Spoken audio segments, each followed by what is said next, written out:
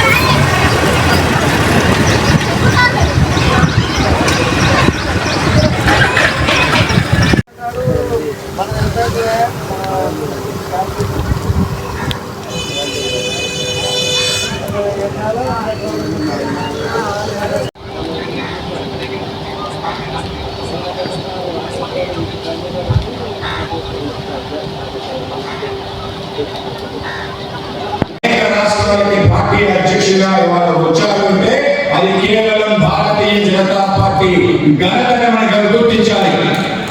కేవలం భారతీయ జనతా పార్టీయే 3 సంవత్సరాలకు ఒకసారి ఎన్నికలు నిర్వహిస్తూ